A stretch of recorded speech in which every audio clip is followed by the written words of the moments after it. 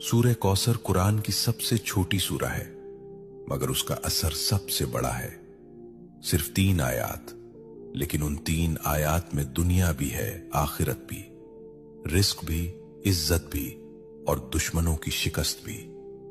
अल्लाह फरमाता है, इन्ना आतैना कल कौसर, हमने तुम्हें कौसर अता किया। ये सिर्फ नबी करीम सल्लल्लाहु अलैहि वसल्लम से खिताब नहीं, ये उम्मत के लिए पैगाम है। ये ऐलान है कि देने वाला अल्लाह है, और जब अल्लाह देता है तो गिनती खत्म हो जाती है। कौसर का मतलब सिर्फ जन्नत की नहर नहीं, कौसर का मतलब है खैर कसीर, बेशुमार भलाई, ऐसा रिस्क जिसमें कमी ना हो, ऐसी बरकत जिसमें जवाल ना हो। लेकिन सवाल यह है कि आज हम ये सूरा पढ़ते हैं, फिर भी तंगी क्यों है, फिर भी दिल बेचैन क्यों है, फिर भी इज्जत के लिए दर दर क्यों जाना पड़ता है। यहां एक नुक्ता है, और यही नुक्ता अक्सर लोग खो देते हैं। सूरह कौसर सिर्फ जबान से पढ़ने की सूरा नहीं, ये मिजाज बदलने की सूरा है, ये शिकवा छोड़ने की सूरा है, ये शुक्र सिखाने की सूरा है। जो अल्लाह पर छोड़ देता है, अल्लाह उसे कौसर अता करता है।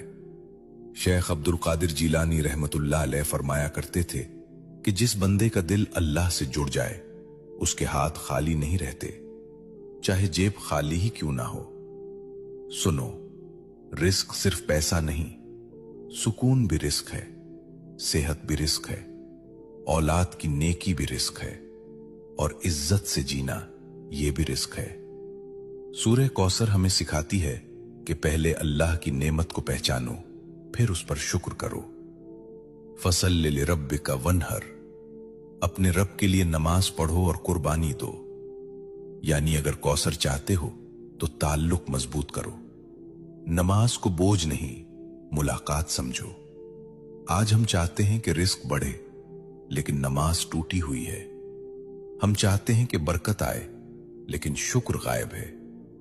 यह सूरा हमें झुंझोड़ती है कि दुश्मनों से मत डरो, नजर वालों से मत घबराओ, हसद करने वालों को अल्लाह खुद काफी है। इन नशानिया का हुवल अब्तर, तुम्हारा दुश्मन खुद कट जाएगा। ये वादा है, यह तसल्ली है, यह ऐलान है। अगर तुम अल्लाह के हो गए तो कोई तुम्हें मिटा नहीं सकता। यह सूरा दिल को हिम्मत देती है कि खामोशी में भी अल्लाह काम कर रहा है, कि सब्र में भी अता छुपी हुई है।